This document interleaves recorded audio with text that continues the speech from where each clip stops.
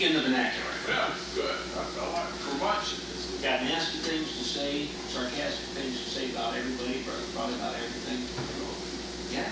Simple guy, got big eyebrows. Oh, yeah, he's turning into one. Yeah. Andy Rooney. Andy Rooney. Talk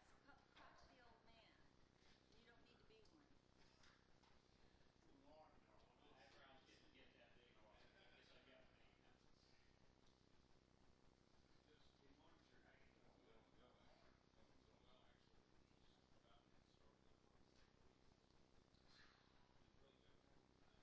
one.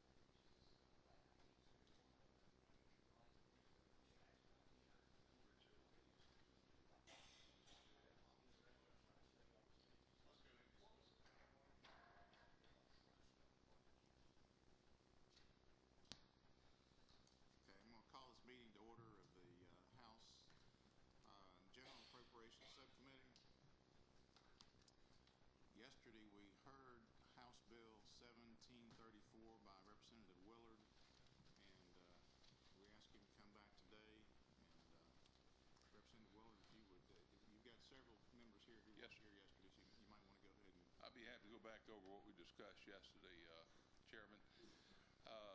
The resolution in front of you deals with what we call a compensation resolution. And as I mentioned to the members of the committee yesterday, frankly, I'm not someone who I would normally expect to come in with a compensation resolution. If you remember last year, we had one dealing with a gentleman who was in prison for 20 years, found out he was wrongly imprisoned. But I asked the questions, I think rightly so, as to why we were making a compensation resolution when there had not been prosecutorial misconduct. The court gave a appropriate trial, and thirdly, there was not anything as far as his legal defense that was provided by the state that was an error. And there was compensation given to that individual. I was, I think, the only one that got up on the floor to speak against that resolution. So I say this in preface to what I'm going to get into next. What you have before you is a compensation resolution dealing with the shooting death of Judge Roland Barnes. And the reason that we're bringing this before you is that we have in the state what we call an indemnity plan, where persons who are killed, quote, in the line of duty, whether it be a police officer or someone working for DOT, they have the same coverage. That is a payment made to their surviving spouse of $75,000. Now, the question was raised yesterday regarding Ms. Barnes and whether she received insurance. I have made a check, and the best that we can determine is Judge Roland Barnes had what was a state plan, which is 1 times the insurance provided under the group program. A Superior Court judge is an employee of the state. The background of this is that Judge Barnes served for about 20 years as a magistrate judge in Fulton courts, and many of those years he was being called upon to do the work of a Superior Court judge because of the caseload in Fulton County. He was appointed judge, I believe it was in 1996, as I recall, 96 to 97. Under the state plan, a judge has to participate in the Superior Court retirement plan for 10 years before there's any vesting of any benefit for a surviving spouse.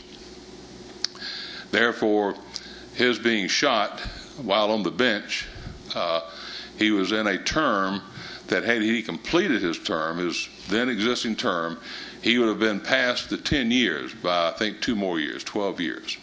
So as a result of his being, I call it, shot in the line of duty, having been on the bench when this unfortunate killing occurred last year about this time, his surviving spouse, Claudia Barnes, will not be receiving a pension under the retirement plan.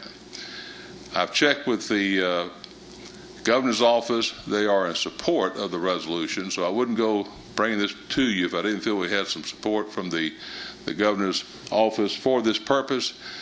And I believe we can get it through the Senate as a resolution also. And I know the time frame is such that we need to get it moving because I've got to get them to waive their rules to have this done. But I suggest it is a way of our state saying to Claudia Barnes, by compensation, we are in deep regret of what her loss was, and the fact that because of what happened, she is not, as a surviving spouse, going to receive a pension as other widows would have their husbands or their spouses completed the time of 10 years vesting in the plan. Mr. Chairman, I'll be happy to answer any other questions that the committee may have. Thank you. I think we've had some questions. I don't see the lights yet, though. Okay. Who? I was going to say I don't have a Representative Maxwell. I think is first. So. Thank you, Chairman Will. I appreciate you coming forward on this. I do have a couple of questions. You made in your initial comments that we have a law in place that if a state DOT employee or others are killed in the line of duty, that they receive $75,000 compensation. If that's in place, and if he's a state employee, why are we having to pass Yes, this resolution? good question, Representative Maxwell. It identifies by specific categories those persons who will receive it, and it identifies people in law enforcement. I don't have the exact language in front of me, but it started out a number of years ago as being a program designed for the state to give, it's called an indemnification program, to give a payment benefit. First, it began at $50,000 for police officers, sheriff deputies who were killed, quote, in the line of duty, whatever happened to them, it be an automobile accident or whatever. And that's been over the years gradually expanded with various law enforcement categories. And then we had the DOT, because unfortunately we're having those personnel, that was added to it as another step because these people were, quote, killed in the line of duty. But it does specify by specific job categories those who would have that benefit. Follow up? Sure, absolutely. I really have, to be honest with you, have a problem with this. I understand. If he had gotten hit by a MARTA bus or had an automobile accident or dropped dead of a heart attack on the way in, we wouldn't be talking about this. I know it was a tragic situation that happened, but it not only killed him and a couple of deputies, I believe. One deputy and his court reporter. And then the gentleman that worked for the federal government. Correct.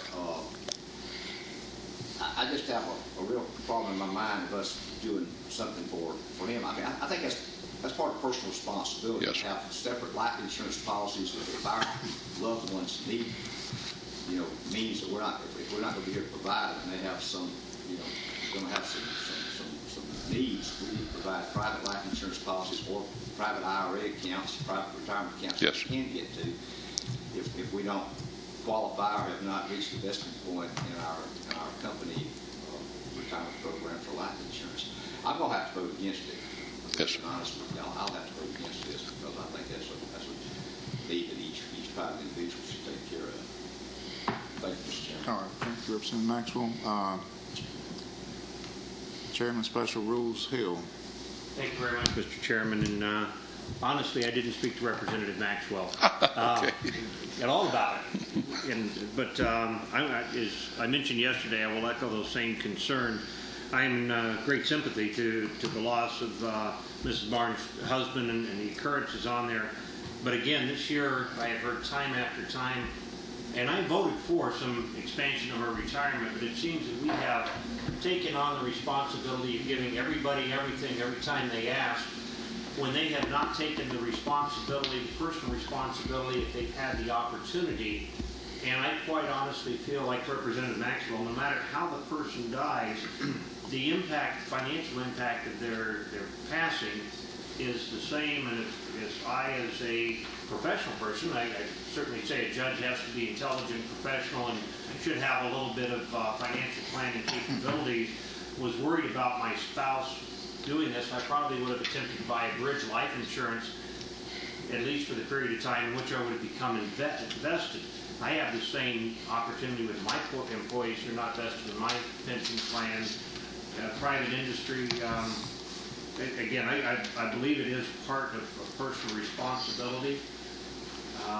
We're not leaving this woman destitute, as I understand it, that she's also in the process of suing the county for something that's really neither here nor there financially, but I don't believe that, we have a real point of destitution here, and I'm afraid I'm going to have to vote against it. And I think we need to look overall as a state, maybe between now and next year, where we really want to go with all of these retirements, investings, and what percentage of the budget we end up wanting to give the world. yes. So thank you very much. All right, thank you. Let's see, Chairman of Banks and Banking Mills. Have a question? I do. Thank you, Mr. Chairman. Representative Hill got into part of my question. There's a lawsuit against the county. To me, that would suggest that the fault of negligence is with Fulton County. It's not with the state of Georgia. That's right. In fact, go ahead and let me finish your question. I'm sorry. Well, and that was, my question was, if the fault lies with, if it is believed or alleged to lie with Fulton County, then why should the state be asked to, I'm assuming that it's based on your prior comments in regards to him being a state employee, and that's the Yes, sir. only... Being a state employee, the fact that, to say, he was in his term, no one expected what happened, of course, last March to occur, where the lives were taken of 3 people in the courthouse. And certainly it wasn't expected or planned, knowing this would happen. So all I'm suggesting is Judge Barnes and his family certainly say, well, today these are the type of things you anticipate. Yes, a heart attack can be anticipated, perhaps health needs. But back to the point, you're right. This also, as indemnification, is done on the basis, although there's no claim against the state, she's not asserting a claim against the state, it is in recognition there will be no way of an action being instituted against the state through the indemnification. Now, there is a lawsuit pending against Fulton County because of the errors will say, and I'm not privy of all the facts of it, but the errors that they say occurred as far as the protection of the courthouse. And what happened is everybody knows the facts. So I think everybody has a right to pursue their loss, in this case, of the spouse by reason of negligent acts of someone. And I think the action, although it's against the individuals, the claim includes the county because they were employees of the county. May I follow up, Mr. Chairman? Absolutely. What I'm struggling with is, this is a tragic, I mean, Yes, sir. you know, we all know that. But what do we say to the spouse that lost her husband in Iraq, that's a Georgia citizen, that's being paid through the state? You know, what do we say in that situation where he's 5 months away from a 30-year retirement? Mm-hmm. I mean, that's what I'm personally struggling with, is that those other 3 people that lost a spouse, if they were all married, I don't know. You know, I don't know how you make an explanation of someone who loses any spouse. Representative Mills, I guess we say that the situation, I don't color it differently with the soldier in Iraq. Service in the National Guard is a voluntary undertaking with the knowledge beforehand of what may be the ultimate risk. I don't think anybody faults what they do. This is certainly they'll be supported for their conduct and action. I don't think the judges recognize that every time you step on the bench there's a chance of your life being taken. I believe this is the first time it's ever occurred in our state, in the state's history. Any further questions from the subcommittee? I don't see any further questions right now. Thank you. If we have anybody from the public that would like to comment one way or the other on this?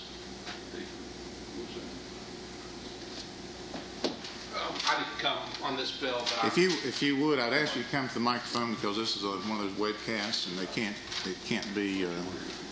The audio won't be there unless you go to the microphone. I didn't come here on behalf of this bill. I came on behalf of 2 others, but I share representation of Fulton County and want to express my support for what Representative Willard is doing. Thank you. Anybody else from the public who would like to speak on this? Any further questions from the subcommittee? I want to acknowledge that the chairman of the Appropriations Committee, the House Appropriations Committee, is here, Chairman Harbin. We appreciate you being here. Thank you, Mr. Parsons. Let me just kind of state the posture of this right now. We know we're late in the session. If we were to pass this today, it would still have to pass the full Appropriations Committee. It would still have to go through rules, I'm sure. It would still have to be passed by the House before it goes over to the Senate, and then goes through that same process. So it would still have a ways to go. But if we don't take action on it, or if it didn't pass, then that's pretty much it. But if you pass it, it still has some hurdles to pass. So I just want to reemphasize that us passing this today doesn't put it in concrete. If there are there any other questions or any other comments from the subcommittee before the chair would entertain? Do you have any closing comments? Not really, Mr. Chairman. I believe, pointed out to the committee the things that were a motivation of my bringing this particular resolution before appropriations, and that is that the deputy sheriff, tragic loss. There was a $75,000 indemnity payment as a result of his passing. The court reporter was not married. I know she had grown children, but just we're talking about pension plans such as that. Only those pension plans we have in place usually provide for benefits to a surviving spouse, or if there may be a dependent children in some cases. And so this is the only one that I believe had a, quote, surviving spouse of the three. Thank you. Well, at this time, the chair would entertain a motion on this bill, House Resolution 1734, which would direct the sum of $75,000 to Mrs. Claudia Barnes.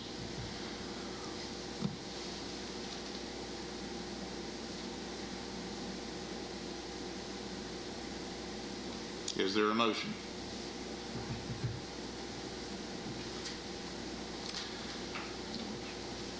Chair does not hear a motion, Chairman. Thank you, sir. Thank you for coming. Appreciate your time,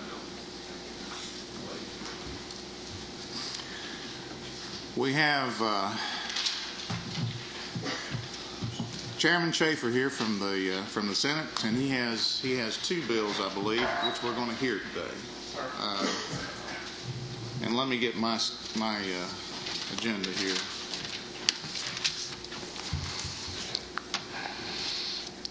Senator Schaefer, if you would present to us for us to hear Senate Resolution 817. Senate, thank you, Mr. Chairman, members of the committee. Senate Resolution 817 is a constitutional amendment called the Taxpayers Dividend Act. It was part of our Declaration for New Georgia that we all signed during the 2002 general election. Its intent is to limit how the supplemental budget may be used for spending. The amendment provides that the supplemental budget may only be used to increase state spending. Number one, to make the mid-year education adjustment based on changes in enrollment. And number two, with a 2/3 vote of both the House and the Senate. Any funds left after those increases shall be used only for debt retirement, funding reserves, or cutting taxes. The amendment would not limit the growth in state spending like some of the other measures that have been proposed, and it wouldn't make any changes at all to how we develop our general budget. It will simply prevent the supplemental budget from being used except as outlined in the amendment. Critics will tell you that this will unduly burden our ability to spend money.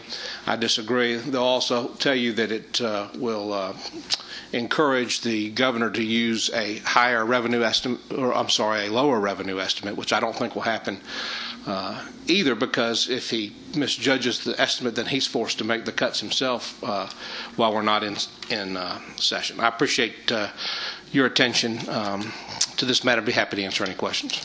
Okay. Thank you, Senator. Chairman Hill has a question, I believe. Senator Schaefer, in reading this, is it not true that this would also start getting our department heads in actually attempting to budget for a 12-month rather than a 6-month budget? It would force them to do that job which they should be doing today anyway. Yeah, absolutely right. I think the amendment, if it was adopted, would promote fiscal responsibility and encourage accurate budgeting. What happened all during the 1990s was that the governor would deliberately underestimate the revenue so that there would be an artificial surplus at the end of the year, and then those surplus funds would be spent rather hastily in the supplemental budget. If you look throughout the 1990s, virtually every dubious expenditure that was made in state government was made as part of the supplemental budget. When we Republicans were in a minority, we always bemoaned this practice. Now we're in the majority. You haven't seen those kinds of abuses, frankly, because there hasn't been much of a surplus in order to be spent in the supplemental budget. But I think this is a good practice that ought to be adopted no matter which party's in charge. Thank you very much. Chairman Smith had a question. Thank you, Mr. Chairman. Thank you. Senator Schaefer, I do have a question going to flexibility. I know in some years past, it's been a decision of the leadership on appropriations in both chambers to issue the bonds earlier than they intended to take advantage of particular offerings and such as that. So that would mainly be my concern there.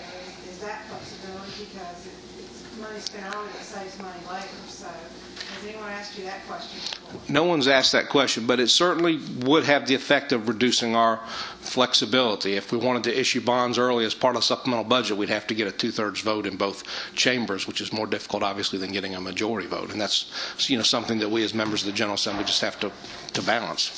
Thank you. Representative Parrish. Senator, if I understand this correctly, the only thing that would be allowed under this in normal circumstances would be to fund educational needs that might come from that. And if you carry that a little bit further, most of the time, ever since I've been here, I guess, when we come back, there usually are some unfunded liabilities, you might say, with health care, such as Medicaid and this sort of thing. And we mentioned a bit earlier about trying to make department heads do a better job of budgeting and so forth like that. Well, I think those in education try to budget as best they can, because some of those things they just have no way of knowing. Same thing with the cost of some of your health care programs. They'll budget as best they can. And my question would be, what happens if we pass this and then we come back in midterm or to do a supplemental adjustment and we have liabilities from the state standpoint to fund health care programs? I guess you would have to have a 2/3 vote to do that. But my question is, I think this would be very difficult, and it looks like that we'd be almost creating an unfunded liability out there with the hopes that we would fund it. And what would happen if you didn't have a 2/3 vote to do that? What would be the situation there?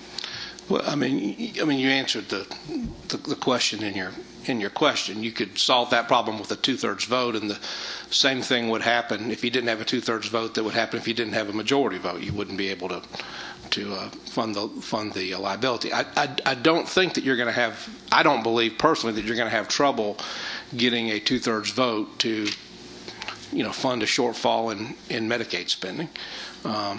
But again, that's something that you as the members of the committee will have to consider in deciding whether or not to move the amendment, this proposed resolution forward. One more thing. And the other thing I have is Chairman Smith pointed out with his flexibility. If in the past there have been many times where the bonds have been rolled forward to do that in the amended budget so as to take advantage of better tax rates or interest rates, this sort of thing. And I just think that you're taking the flexibility away from the budget process. Now, I guess it's just a philosophical question about whether you want to do that or not, but I just have a problem with that. Thank you. Thank you, Butch. I would close simply by saying that I think that if it's a worthwhile expenditure, we won't have any trouble getting a 2/3 vote of both houses to do that. I think that you're obviously more familiar with the operations of the House than I am, but in the Senate, where we haven't had any trouble getting a 2/3 vote when it was truly a worthwhile expenditure. Senator, would you take some more questions? Oh, certainly. I don't see any questions. Any other questions from subcommittee? I had a couple of questions for you.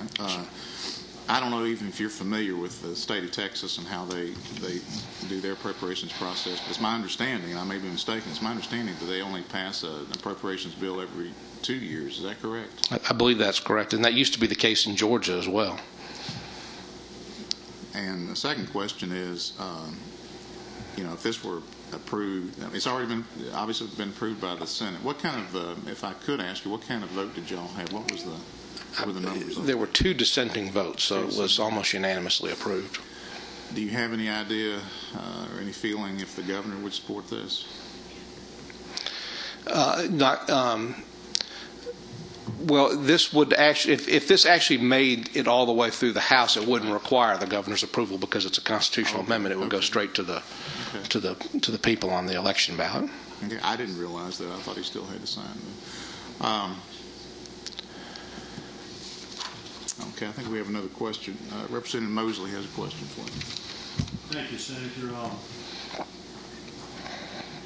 Texas, do they have some type of flexibility in 2 years? That's a long time to predict just what the economy is going to do. Do they not have any type of flexibility? I can't speak authoritatively to what the Texas legislature does. I'm sure that they have a mechanism to make amendments to the budget if necessary, but I really can't speak with much authority on their procedures. I think we have another question. Representative Governor's Floor Leader Golick has a question. Thank you, Mr. Chairman. Senator Schaefer, Chairman Schaefer, I agree conceptually with where you're going on this thing, and I remember 10 years ago when our side of the aisle was in the minority.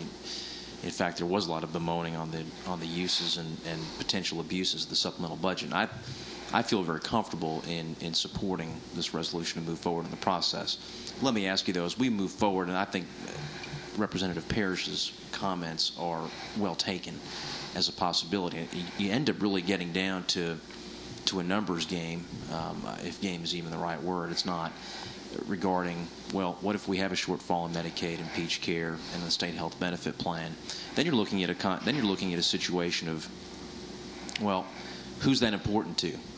And in order to block that, because it will take 2/3, there's a very conceivable scenario whereby you'd have just 1/3 of the House who really may not have that much of an interest, perhaps, in Medicaid spending, the Medicaid program. Perhaps their constituencies are not subscribers to the Medicaid program or state health benefit, and therefore they may not have an interest from a parochial standpoint in supporting that. And so I can see Representative Parrish's concern about that. Let me pose this. I plan on supporting this, and will make a motion at the appropriate time if I'm recognized to do so by the chair. Let me just ask you this, and for the edification of the members of the committee, would you be willing, as we continue in this process, to discuss the possibility of adding into a provision, I guess into into Section 2 of the resolution, the possibility of including shortfalls in programs such as Medicaid and state health benefit as we go on, not seeking to secure a commitment, but just to engage in a dialogue about that in order to keep it moving, but also recognizing the validity of the issue. I certainly would be willing to do that, and if the full Appropriations Committee moves forward on this resolution, I'd be willing to work with you to offer an amendment to that effect to UN Representative Parrish. And I'm not saying, Senator Schaefer, that I would necessarily seek to compel that. I support this conceptually, and this is walking the walk. We've talked the talk for a long time, but your Senate resolution here, your constitutional amendment, seeks to walk the walk, and it's just a matter of perfecting it. I'm not saying that's going to be that inclusion of that language will be necessary, but I think it's an issue to be discussed in deference to Mr. Parrish and perhaps other members. But as we go forward, just to vet it out without stopping the measure. Certainly. Okay, Chairman Hill has a light on for us. Thank you very much, Mr. Chairman. Chairman Schaefer, thank you very much for bringing this. I pretty much echo the floor leader's comments. I was pretty much going to say the same thing. I don't have as much of a concern about our ability to get 2/3, but I would have a concern if we go far beyond considering anything in Medicare. And I think if we look at that, and it might be worth looking at as we go to full committee, to make sure that we keep it very narrow in scope, and then ask when this goes to rules to be structured, because we can start nibbling away at this very easily. And I concur with Representative Parrish's comments that Medicaid is one other area that we sometimes have no control depending upon what the feds do. But I want to make sure that we're very cautious in how we approach that. Thank you very much, Mr. Chairman. Thank you. Representative Maxwell has one. Thank you, Mr. Chairman. Chairman Schaefer. I too have the same concerns that Representative Parrish was talking about here and perhaps some other areas. I'm trying to read the amendment here on the second page, line 8, 7, 8.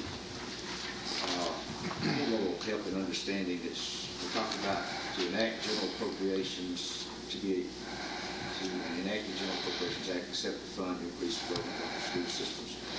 And under certain other circumstances. What is the certain other circumstances that would be under this line here? Well, I think that refers to the two-thirds vote. I unfortunately don't have a copy of the resolution in front of me right now, but you're reading from the ballot question, is that right? That's how it was crafted by Legislative Council. I mean, I keep calling it the supplemental budget, but it's actually referred to as an amendment to the enacted Appropriations Act in the resolution that you have in front of you. It can be used, one, to make those adjustments in the education formula. It can be used for anything as long as there's a two-thirds vote. And then it can be used for paying down debt, funding reserves, and cutting taxes. And so I think that's why other circumstances is plural. So that's what it's talked about on lines 20 and 21, I guess, on page 1. And that seemed like an awful general statement to make there on a constitutional amendment. I didn't like the way the constitutional amendment was worded either, because I don't think it really clearly communicates what the amendment does. And that may, if this moves beyond this committee and into the Appropriations Committee, that's something I'd be willing to work on too, drafting a referendum question that's more clear. I would like to see that, I believe. Thank you, Mr. Chairman. Okay, thank you. Are there any, I want to make sure I give you the opportunity. Are there any questions of the author? Any closing comments you'd like to make at this time? No, thanks for your courtesy and for listening to me today. Thank you. What I'd like to do at this time is I'm going to appoint we're late in the session, but we still have a lot of time to do, there'll be a lot of things done in the time we have left. Let's put it that way. I'd like to appoint a special subcommittee of this subcommittee. Representative Hurd, if you would chair a subcommittee, Representative Golick and Representative Parrish, if you would take this, and I'll ask you sometime to come back and advise this subcommittee on this resolution. It's very, very important resolution, very, very important proposal, and something we need to consider carefully. Thank you.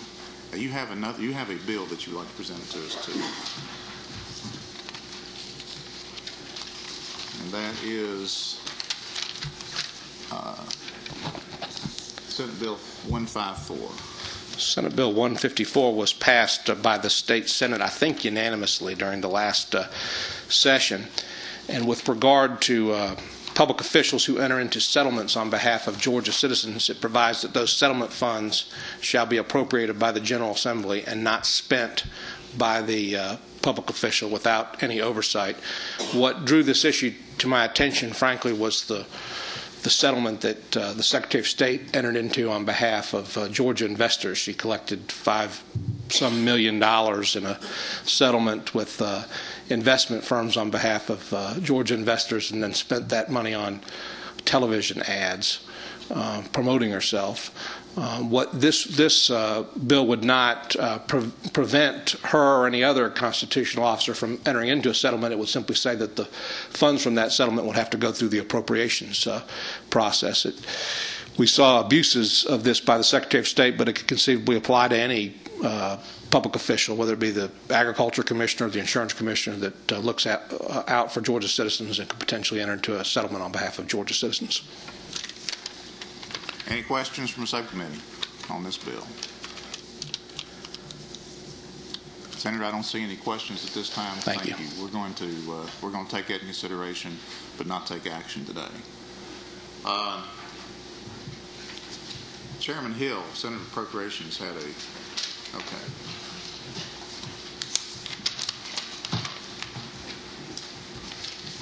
Chairman, I apologize. I didn't realize you were going to present that bill. No, that's okay. I'm here on behalf of Senator Hill on Senate Bill 556, if you will. This is really just a cleanup bill. We passed this last year. There was some language that was some disagreement with over the governor's office. That language has been cleaned up.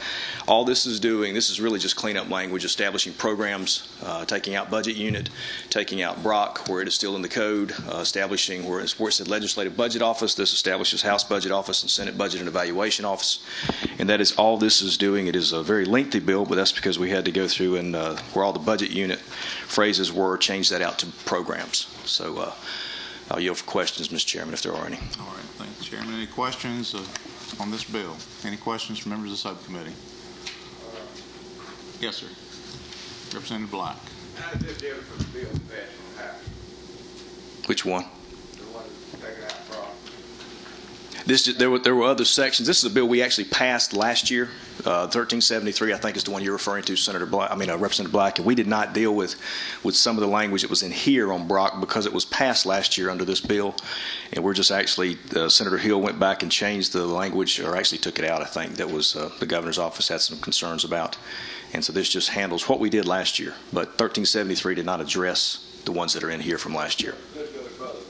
This goes further because Brock is no longer, it's not utilized, we're not using it, and really it's throughout the code, and we may find some other areas where it's mentioned in the code, and we may have to clean it up later down the road, but we think we've got most of it under this bill and under 1373. Representative Pettis. Mr. Chairman, I'd like to ask you a question that I don't know the answer to. I'm not sure it's really important, but it's the Senate Budget and Evaluation Office, and it's just the House Budget Office.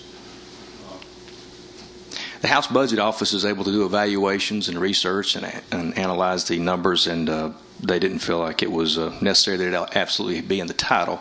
We think House Budget Office covers that. Senate felt that they wanted it in the title, so we're very accommodating. It does a great job. I just didn't want us to be behind the curve here naming our office. HBO sounds so much better than HBEO. Any other questions from the subcommittee? I don't see any. Chair would entertain a motion at this time on Senate Bill 556. We have a motion to approve. A second, I believe, to approve Senate Bill 556 with a due pass recommendation to the full House Appropriations Committee. Any discussion? I hear none. All in favor say aye. Aye. Any opposed say no. Senate Bill 556 does pass the due pass recommendation to the full House Appropriations Committee. Thank you. Thank you, Chairman. And with that, if there's no further business to be brought up, this subcommittee meeting is adjourned.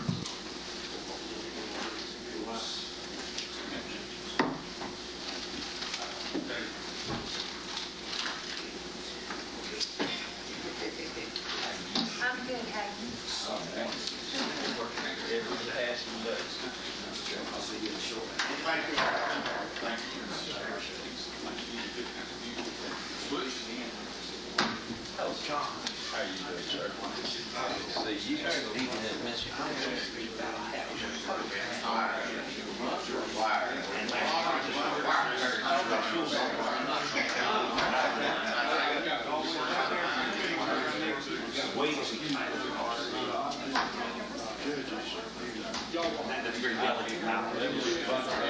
Trying to destroy the entire highway registration.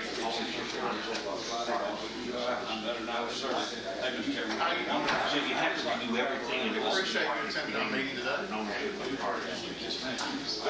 You don't want to do that. All right. See you later. But I always enjoy hearing you preside. You do such a nice job. It wasn't that strong. I'm serious now, sir. Y'all are, it's 2 peas in the pot. Thank you, Captain. Appreciate it. You know, I've known you. And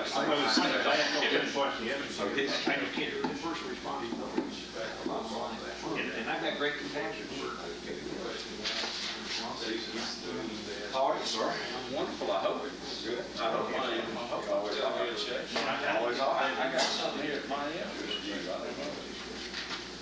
Almost anything else, but this varies the difference between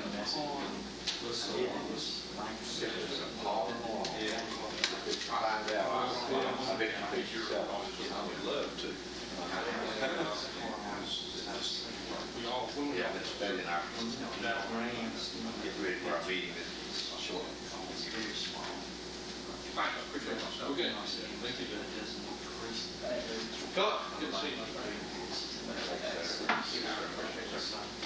Good morning, Mr. Chairman. I brought this son to listen to you all. You say you talk to you.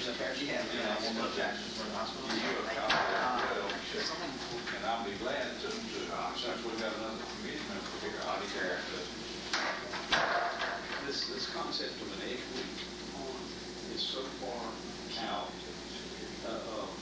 In common law, there are three things that you can't pawn: choices of action, evidences of indebtedness, and securities. Why? Because they're intangibles. You can't pawn land. The only thing you can pawn is personal, something that you own. Yes. Okay, that was it. So, to do this is just to open the door. They need to go get a small sideways in 10:30. Yeah.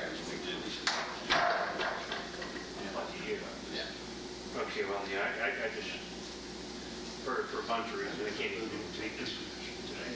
Good. So, Romney looked at me and blinked 4 times. What? Get him or any, thank you, Howard. Thank you, sir. I feel sure you better. Now, I was, There's all we need. just talking to sleep, what is it? You're touching everything. How you do? You're redoing the structure. Yeah. It's great. Thank you. I'll see you at 4:06 right now. Or in 45 minutes. I've got a bill to present. A Senate bill to present. All right. Oh. You got just a minute. Yeah, sure.